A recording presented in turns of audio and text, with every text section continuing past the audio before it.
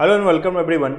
तो आज हम लोग टीडीएस प्रोसेस के बारे में जानते हैं कि क्या प्रोसेस होता है टीडीएस का पूरा जो कंप्लायंसेस का टीडीएस आपको कंप्लीट करने का प्रोसेस होता है, फाइलिंग के बारे में, रिटर्न के बारे में, चाहे ड्यू डेट्स और इंटरेस्ट, फाइन या सर्टिफिकेट इशू करने की क्या डेट्स होती है और कैसे हम इसे पूरा का पूरा कंप्लायंस टीडीएस की पूरी करते हैं।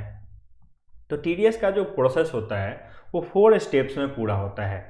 4 स्टेप्स में पहला जो स्टेप होता है वो होता है टीडीएस डिडक्शन का। जब हमारे पास कोई भी पेमेंट हमें करनी होती है या कोई भी इनवाइसेस के अगेंस्ट में टीडीएस डिडक्ट करना होता है, तो पहला जो काम होता है टीडीएस में वो टीडीएस डिडक्ट करते हैं हम, जिसको हम पे कर रहे होते हैं या जिसका हम बुकिंग कर रहे होते हैं अपने बुक्स में।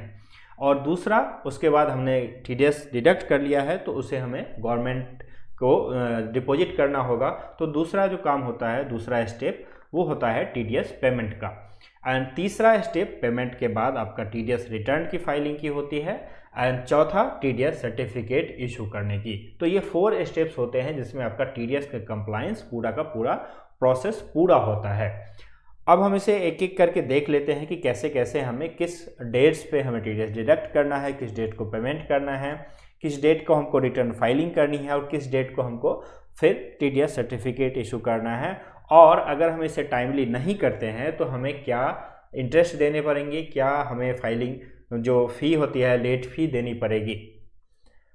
सबसे पहले टीडीएस क्या होता है उससे शुरू कर लेते हैं। तो टीडीएस एक प्रकार का एक एडवांस टैक्स होता है जो गवर्नमेंट पीरियडिकल बेसिस पे, आप जैसे ही किसी को कुछ पेमेंट करते हैं या कुछ इनवाइसेस अपने उसको बुक करते हैं, तो वहाँ एक टीडीएस जो होता है, एक पार्ट जो होता है आपका पेमेंट का, वो आप उससे डिडक्ट कर लेते हैं जिसको आप पे कर रहे हैं, और वो पार्ट जो है आप गवर्नमेंट ऑफ इंडिया को वहाँ पे डिपॉजिट कर देते हैं। इससे दो बातें होती है। एक तो आपके जो टैक्स इवेजन होता है उसके चांसेस कम हो जाते हैं, और जो दूसरा होता है कि जो पेई है, जिसने पेमेंट लिया है, उसके ऊपर बर्डन जो है वो जो जैसे हम इंस्टॉलमेंट में उसे डिडक्ट करते हैं तो उसके ऊपर बर्डन कम हो जाता है। क्योंकि अगर हम साल के अंत में एक ही बार टैक्स पे करते हैं तो उस टाइम पे वो बर्डन ज़्यादा लगता है, बट वो धीरे धीरे अगर कट होके हर बार जैसे सैलरी में टीडीएस डिडक्ट होती है, हर महीने होती है, तो बर्डन आपका ना कम हो जाता है। तो यही है टीडीएस। और क्यों टीडीएस डिडक्ट होता है तो उसके बारे में 4 पॉइंट्स तो दिए गए हैं कि अवॉइड टैक्स इवेजन, जो टैक्स इवेजन है उसको कम करने के लिए। दूसरा, रेवेन्यू कलेक्शन, गवर्नमेंट को अर्लियर मिल जाता है एज ए एडवांस टैक्स। आप जैसे हमने पहले ही देखा कि एज ए एडवांस टैक्स जैसे ही आप टीडीएस वो डिपॉजिट होता है तो गवर्नमेंट का रेवेन्यू कलेक्शन उससे आ जाता है। तीसरा जो इसका पार्ट होता है कंप्लायंस एंड मॉनिटरिंग के लिए।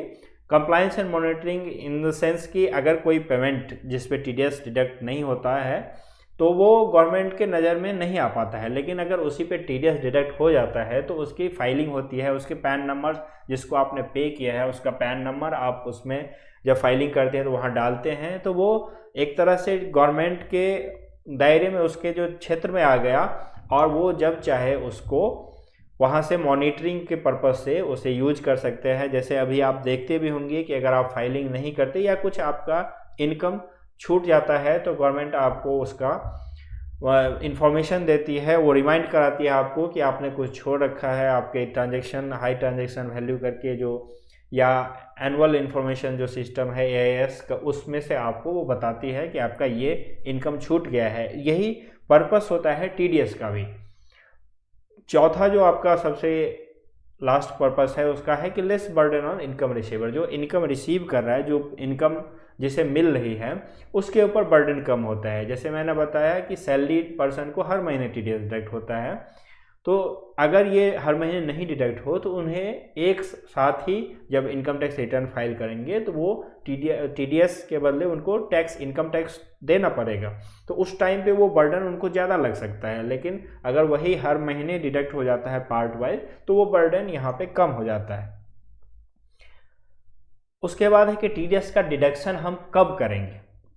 तो कब करने के लिए आपके पास 2 यहाँ पे पॉइंट होते हैं। एक तो पॉइंट होता है कि जब आपने पेमेंट ड्यू करी है, आप अपने अकाउंट्स में किसी की पेमेंट्स ड्यू क्रेडिट आप अपने अकाउंट्स में रखते हैं, आप अपने क्रेडिटर को वहाँ बुक करते हैं, तब आप उसका टीडीएस डिडक्ट करते हैं। या दूसरा, एक्चुअल पेमेंट जब आप करते हैं तब। तो इन दोनों केसेस में से जो भी पहले आता है पॉइंट, जो भी पहले डेट आती है, उस डेट पे टीडीएस डिडक्ट करके हम अपने अकाउंट्स में उसे रख लेते हैं। अब इसमें चौथा पॉइंट है कि कौन डिडक्ट करेगा। तो टीडीएस डिडक्ट करने की जो जिम्मेदारी है वो पेयर की होती है, जो अमाउंट पे कर रहा है तो उसी की जिम्मेदारी होती है टीडीएस डिडक्ट करने की। और वो पेयर कौन होता है, तो कंपनी और फर्म के केसेस में हमेशा ही टीडीएस डिडक्ट करना है। अगर उसके लिमिट, जो लिमिट सेक्शंस में दी गई हैं, अगर वो लिमिट क्रॉस कर जाती हैं तो उसको टीडीएस डिडक्ट करनी है। कंपनी और फर्म के जो केसेस होते हैं, जो लोग कंपनी या फर्म चला रहे हैं, तो उनके लिए ये हमेशा मैंडेटरी होता है। बट इंडिविजुअल या प्रोप्राइटर जो होते हैं, उनके केस में बिजनेस टर्नओवर देखा जाता है। उनकी लास्ट ईयर की बिजनेस के अगर टर्नओवर 1 करोड़ को क्रॉस कर गई है, या अगर प्रोफेशनल है वो, तो प्रोफेशन का टर्नओवर अगर 50 लाख को क्रॉस कर गया है, तो लास्ट ईयर में अगर क्रॉस कर गया है, तो इस जो करंट ईयर में है आपको फिर टीडीएस डिडक्ट करने की लायबिलिटी आ जाती है। यहाँ पे एक कन्फ्यूजन आता है काफ़ी लोगों को इंडिविजुअल प्रोप्राइटरशिप में। यहाँ पे पहले लिखा हुआ था कि अगर आपकी टैक्स ऑडिट होती है तो आपको टीडीएस डिडक्ट करने की लायबिलिटी आपके ऊपर आती है। बट यहाँ पे चेंज किया गया है, जब से ये टैक्स ऑडिट की लिमिट 2 करोड़ और 5 करोड़ या 10 करोड़ की बढ़ाई गई है, उसके बाद से ये यहाँ पे जो लिमिट है वो चेंज किया गया है। और अब लिमिट को कर दिया गया है कि अगर आपका टर्नओवर 1 करोड़ को क्रॉस करता है, आपकी चाहे टैक्स ऑडिट हो या ना हो, या आपका प्रोफेशनल इनकम अगर 50 लाख को क्रॉस करता है और आपकी ऑडिट हो रही है या ना हो रही है, उससे नहीं मतलब है। आपका टर्नओवर अगर क्रॉस कर गया है पिछले साल में, तो आपको करंट ईयर में टीडीएस डिडक्ट करना पड़ेगा। अब हम कुछ रेट्स देख लेते हैं जो पॉपुलर रेट्स हैं। जैसे सैलरी के 192 सेक्शन होता है टीडीएस डिडक्शन का, और इसमें आपको जो रेट होता है वो average rate of income tax, average rate of income tax कहते हैं, जो स्लैब रेट में नॉर्मली हम लोग टैक्स निकालते हैं स्लैब रेट से। तो सैलरी के केसेस में क्या होता है, सैलरी आपका पूरे साल का निकाला जाता है, फिर उस पर आपका टैक्स कैलकुलेट किया जाता है, और उसके बाद आपका जो भी टैक्स बनता है पूरे साल का, उसको डिवाइड कर लिया जाता है 12 महीने में। और वो 12 महीने में आपकी जैसे मंथली सैलरी मिलती है, उसी में से वो पार्ट जो है डिडक्ट कर लिया जाता है। और उसकी कोई ऐसी मॉनेटरी लिमिट नहीं दी गई है। तो अगर जैसे अभी के साल में हम देखें तो 7-7.5 लाख अगर कोई न्यू स्कीम में जाता है तो उसको टैक्स नहीं लगता है।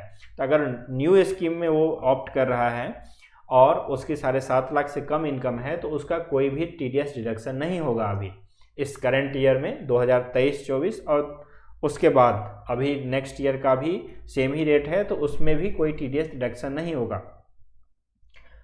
और दूसरा जो रेट है वो सेक्शन 194 डिविडेंड के केसेस में 10% डिडक्ट होता है, और इसकी लिमिट है 5000 की। तो 5000 के ऊपर अगर आपको डिविडेंड मिलता है किसी एक कंपनी से, तो 10% आपका टीडीएस डिडक्ट करती है। उसके बाद जो लिमिट है वो है 194A की, और 194A में आपको इंटरेस्ट जो है बैंक से मिलता है, सेविंग या एफडी में किसी भी तरह के इंटरेस्ट अगर मिलते हैं तो वहाँ 10% का रेट है टीडीएस डिडक्शन का। और इसकी जो लिमिट है वो बैंक अगर 40,000 से एक्सीड कर रही है आपकी इंटरेस्ट, तो डिडक्ट करती है। और यही सीनियर सिटीजन के केस में 50,000 हो जाता है। और अगर बैंक नहीं है, कोई और आपको इंटरेस्ट दे रहा है, तो उस केसेस में 5,000 रुपये का ये लिमिट है। चौथा जो यह है 194 winning from lottery horse racing में 30% का टीडीएस डिडक्ट होता है, और यहाँ पे लिमिट है 10,000 की। 194C जो काफ़ी पॉपुलर टीडीएस का सेक्शन है, यहाँ पे पेमेंट कॉन्ट्रैक्टर या सब कॉन्ट्रैक्टर को होता है, तो 1% यहाँ पे रेट है इंडिविजुअल एचयूएफ के केसेस में, 2% रेट है अदर केसेस में, जैसे कंपनी फर्म को अगर पे हो रहा है, कॉन्ट्रैक्टर है, तो वहाँ पे 2% रेट रखता है। इसकी जो लिमिट है वो 1 लाख की है। 194D जो इंश्योरेंस कमीशन होता है, वहाँ पे 5% का रेट है, और इसकी लिमिट है 15,000। 194H में कमीशन ब्रोकरेज, जो इंश्योरेंस कमीशन के अलावा जो अदर कमीशन या ब्रोकरेज होते हैं, उस केसेस में भी 5% का रेट होता है, और यहाँ पे लिमिट है आपकी 15,000 की। कुछ और सेक्शंस हैं कि 194IA rent for plant and machinery, यहाँ पे 2% का रेट है, और इसकी लिमिट है 2,40,000 की। 194 IB रेंट फॉर इमूवल प्रॉपर्टी, वहाँ पे रेट है 10% की और यहाँ पे लिमिट है 2,40,000 की। 194 IB rent payment by individual 5% का रेट होता है। अगर रेंट 50,000 पर मंथ कोई इंडिविजुअल पे कर रहा है तो यहाँ पे आपको TDS डिडक्ट करना होता है। और यहाँ पे जो लिमिट होती है, जो आपने लिमिट लास्ट में देखी थी 1 करोड़ और 50 लाख प्रोफेशनल की, ये उसके अलावा है। यहाँ पे टैन लेने की भी ज़रूरत नहीं पड़ती है इस केसेस में, और कोई लिमिट नहीं होती है। तो अगर 50,000 को क्रॉस कर रहा है, आपका 50,000 पर मंथ का आपका रेंट क्रॉस कर रहा है, आप इंडिविजुअल हैं, तो आपको उस पर TDS डिडक्ट करना पड़ेगा 5% के रेट से। 194 IA proper payment for acquisition of immovable property, जो हम लोग लैंड या फ्लैट परचेज करते हैं तो उस केसेस में आपको ये TDS डिडक्ट करना पड़ता है। 1% का रेट होता है यहाँ पे, और यहाँ लिमिट है 50 लाख की। तो और यहाँ भी कोई लिमिट नहीं है, कोई टैन नंबर नहीं लेना है आपको। इस केसेस में भी आप सिर्फ पैन अपना दे करके आप TDS की फाइलिंग कर सकते हैं। इसका फॉर्म भी आता है 26 QB का फॉर्म जो है, उस केसेस में ये यूज होता है। नेक्स्ट है 194J fee for technical service royalty और प्रोफेशनल के लिए 194J में होता है। तो फी फॉर टेक्निकल सर्विस या रॉयल्टी अगर होती है तो 2% का रेट लगता है, यहाँ पे लिमिट है 30,000 की। और fee for professional technical service अगर होती है तो यहाँ पे 30,000 का लिमिट है और रेट यहाँ पे 10% है। तो यहाँ पे आपको CS लॉयर वगैरह का अगर आप पेमेंट करते हैं तो यहाँ पे आपको TDS डिडक्ट करना होता है 194J में। 194M एक सेक्शन है जहाँ पे पेमेंट आपने कमीशन या ब्रोकरेज का किया है। कोई इंडिविजुअल या HUF अगर पे कर रहा है 50,000 से ज़्यादा, अगर उसके बिजनेस नहीं भी है तो उसको 5% का टैक्स डिडक्ट करना है। और यहाँ भी पैन सिर्फ पैन से ही आप फाइलिंग कर सकते हैं, टैन की ज़रूरत नहीं होती है। और कोई लिमिट भी यहाँ पे स्पेसिफाई नहीं कर रखा है। लिमिट यही है कि आपने अगर उस साल में 50 लाख से ज़्यादा किसी को कमीशन या ब्रोकरेज दिया है तो आपको 5% का रेट से TDS डिडक्ट करना है। उसके बाद जो TDS के ड्यू डेट्स हैं आप ये देख लीजिए। अगर हम TDS डिडक्ट करते हैं और उसका रेट हमने आपको पीछे बताया, और रेट जानने के बाद आप जैसे ही डिडक्ट करेंगे तो उसको आपको पे करना पड़ेगा। तो TDS पे करने की जो डेट है वो है अप्रैल का 7th। तो 7th of the next month होता है। आप देखेंगे जो लास्ट में मार्च के मंथ होते हैं, लास्ट आपका ईयर का जो फाइनेंशियल ईयर का लास्ट मंथ होता है, उसमें आपको 30 अप्रैल तक टाइम मिलता है। तो करंट ईयर में आपको 30 अप्रैल 2024 तक आप TDS पेमेंट करेंगे मार्च मंथ की। अदरवाइज आपका फरवरी का 7 मार्च को पेमेंट होता है, जनवरी का 7 फरवरी को। ऐसे ही हर महीने में, जिस महीने में आप डिडक्ट करते हैं उसके नेक्स्ट मंथ में आप 7 तक आप TDS डिपॉजिट करेंगे। तो ये TDS डिपॉजिट की पेमेंट की ड्यू डेट्स है। अब हम TDS फाइलिंग की ड्यू डेट्स देख लेते हैं। TDS फाइलिंग का जो ड्यू डेट्स होता है, क्वार्टर 1 के लिए आपका 31 जुलाई, क्वार्टर 2 के लिए 31 अक्टूबर, क्वार्टर 3 के लिए 31 जनवरी और क्वार्टर 4 के लिए 31 मई। तो क्वार्टर 4 यानी कि लास्ट क्वार्टर जो अभी करंट क्वार्टर चल रहा है, इसका 31 मई लास्ट होगा, ड्यू डेट होगा। फॉर्म जो होता है 24Q होता है सैलरी के लिए, और 26Q जो होता है वो अदर देन सैलरी के लिए यूज होता है TDS में। और TDS की फाइलिंग क्वार्टरली होती है। तो क्वार्टरली ही आपको ये ड्यू डेट्स दिया गया है, 31 जुलाई, 31 अक्टूबर, 31 जनवरी, 31 मई। फॉर्म 26Q भी यूज होता है TDS, जहाँ पे प्रॉपर्टी पे जब हम TDS डिडक्ट करते हैं, जहाँ हमने बताया कि 1% TDS रेट है और 50 लाख की लिमिट है। तो यहाँ पे 26Q भी फॉर्म फाइल होता है, वो आपको 30 दिन के अंदर में फाइल करना है जिस महीने में आपने TDS डिडक्ट किया है। तो जिस महीने में आप TDS डिडक्ट कर रहे हैं, आप फ्लैट परचेज कर रहे हैं या लैंड परचेज कर रहे हैं और आपने TDS डिडक्ट किया है जो सेलर है उसका, तो आप उसको उस मंथ के एंड के 30 दिन के अंदर में फॉर्म 26Q भी फाइल करेंगे और उसमें सारे डिटेल्स देंगे और TDS भी डिपॉजिट करेंगे। फॉर्म 26QC होता है जो रेंट पे TDS डिडक्ट करना होता है, जो हमने बताया कि 50,000 पर मंथ का जो रेंट होता है, जो इंडिविजुअल को अगर 50,000 से ज़्यादा पेमेंट कर रहे हैं किसी को भी, तो उसे TDS डिडक्ट करने की जिम्मेदारी होती है। तो उसके लिए आपको 30 डेज, जहाँ एंड ऑफ मंथ, जो लास्ट मंथ में, जिस मंथ में आप TDS डिडक्ट कर रहे हैं रेंट पे, उससे 30 दिन के अंदर में आपको ये फॉर्म 26QB फाइल करनी है। तो ये थी ड्यू डेट्स TDS फाइलिंग की। अब हम TDS, जब TDS डिपॉजिट हो गया उसके बाद नेक्स्ट स्टेप हो गया TDS फाइलिंग की। TDS फाइल हो गई। अब TDS के फाइलिंग के बाद ये जब आपको 26AS में शो होने लगेंगे, 3 दिन के अंदर में, TDS फाइलिंग के बाद 3 दिन के अंदर में ये शो होने लगता है आपके पोर्टल पे 26AS पे। तो इसके लिए आपको एक सर्टिफिकेट मिलता है, जो सर्टिफिकेट होता है form 16, form 16A। Generally form 16 और फॉर्म 16 ही दिखती है आप लोगों को। और फॉर्म 16 होता है आपका सैलरी जो डिडक्ट होता है, सैलरी पे जो TDS डिडक्ट होता है उसके रिगार्डिंग आपको मिलती है। और फॉर्म 16 ईयरली मिलती है आप लोगों को, और इसकी ड्यू डेट होती है 31 मई। तो 31 मई तक आपको फॉर्म 16 मिल जाती है। और फॉर्म 16A का जो ड्यू डेट होता है, जो नॉन सैलरी पेमेंट के बेसिस में फाइलिंग होती है, वो क्वार्टरली बेसिस पे आपको दी जाती है। और ये 15 दिन from due date of filing जो होती है, तो 15 दिन, जैसे 31 जुलाई, 31 अक्टूबर, तो 15 दिन 31 जुलाई से 15 अगस्त तक आपको TDS सर्टिफिकेट मिलना है फॉर्म 16A। वैसे ही अगर 31 अक्टूबर है तो 15 नवंबर तक आपको TDS सर्टिफिकेट मिलना है। और फिर फॉर्म 16B होता है, जो सेल ऑफ प्रॉपर्टी पे, जो फ्लैट या लैंड जब परचेज करते हैं, तो उस केसेस में जब हम TDS डिपॉजिट करते हैं फॉर्म 26QB में, तो उसके लिए फॉर्म 16B इशू करना होता है। ये भी 15 दिनों के भीतर आपको इशू करना है जब फाइलिंग हुई है फॉर्म 26QB की। फॉर्म 16C जो रेंट पे आपको इशू करना है, वो भी within 15 days from the due date of filing के विदिन आपको इशू करनी है। तो ये सारा का सारा मैंने जो चारों स्टेप थे आपको मैंने बता दिए। अब हम आगे देख लेते हैं कि अगर आपने लेट डिपॉजिट किया है तो क्या इंटरेस्ट आपको लगेंगे।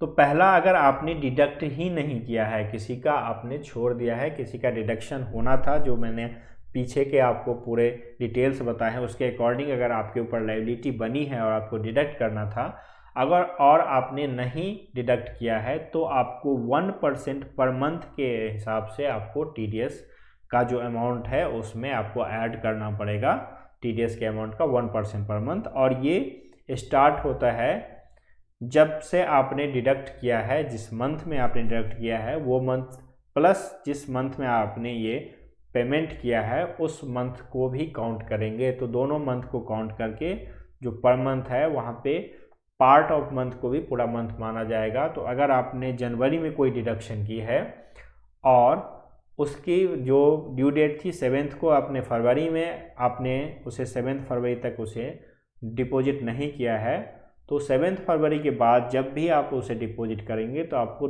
2 मंथ्स का आपको वहाँ पे इंटरेस्ट देना पड़ जाएगा, जनवरी मंथ की और फरवरी मंथ की। ऐसे ही अगर आपने TDS डिडक्ट कर लिया है बट उसे डिपॉजिट नहीं किया है, आपने किसी का TDS डिडक्ट कर लिया बट आप उसे डिपॉजिट करना भूल गए हैं, तो उसके लिए आपको इंटरेस्ट 1.5% पर मंथ के लिए देना पड़ेगा। और इस केसेस में भी जिस डेट को आपने TDS डिडक्शन किया है और जहां आपने TDS डिपॉजिट किया है, उन दोनों ही मंथ को काउंट करेंगे। तो इस केसेस में भी अगर जनवरी में आपने TDS डिडक्ट कर लिया है तो उसे आपको 7 फरवरी तक पे करना था। अगर आपने 7 के बाद पे करते हैं तो आपको 2 मंथ का इंटरेस्ट यहाँ पे उसमें ऐड करके फिर डिपॉजिट करना होगा। आप ये एग्जाम्पल के थ्रू भी देख सकते हैं कि अगर TDS डिडक्ट 5 नवंबर को हुआ है और TDS का अमाउंट 2000 है और TDS डिपॉजिट की डेट 10 जनवरी है, तो आपको डिले का मंथ 3 मंथ का लगेगा और यहाँ पे इंटरेस्ट 2000 इंटू 1.5 इंटू 3 मंथ का 90 रुपीज़ का आपको पे करना पड़ेगा। अब पेनल्टी की बात करते हैं कि अगर आपने लेट फाइलिंग की है, आपने ड्यू डेट पे फाइलिंग नहीं की है TDS की, तो उसके लिए आपको एक लेट फ़ी लगता है, वो है 234E में। और ये लेट फ़ी काफ़ी हैवी है 200 पर डे के हिसाब से। जब तक आप TDS रिटर्न फाइल नहीं करते हैं तब तक लगता है। तो जिस दिन आप TDS फाइल करेंगे उस दिन तक आपको यहाँ पे एवरी डे आपको 200 पर डे का फाइन देना पड़ेगा। और ये फाइन देखिए कैसे कैलकुलेट होता है। TDS डिडक्ट अगर 5 नवंबर को हुआ है, TDS का अमाउंट 2000 है, और TDS डिपॉजिट की डेट 7 दिसंबर जो कि ड्यू डेट होती है, अगर उस पर डिपॉजिट हो गई है, और इसकी फाइलिंग की डेट आपको यहाँ पे 31 जनवरी तक होती है। और अगर फाइलिंग TDS रिटर्न की फाइलिंग जो है 18 फरवरी को हुई है तो उसके लिए आपको डिले देखिए 1 फरवरी से 18 फरवरी तक 18 डेज आपको यहाँ पे पेनल्टी देना पड़ेगा। 18 इंटू 200 3600 का आपको पेनल्टी देना पड़ेगा अगर आप 18 फरवरी को फाइल करते हैं। तो जिस दिन आप फाइल करते हैं उस दिन को भी काउंट किया जाता है, और जो ड्यू डेट है उसके नेक्स्ट डे से काउंटिंग स्टार्ट होती है। तो ये पेनल्टी थी लेट फाइलिंग की। और इसके बाद हम आप लोगों को कुछ जो FAQs हैं, फ्रिक्वेंटली आस्क्ड क्वेश्चन, वो देख लेते हैं कि क्या क्या होते हैं।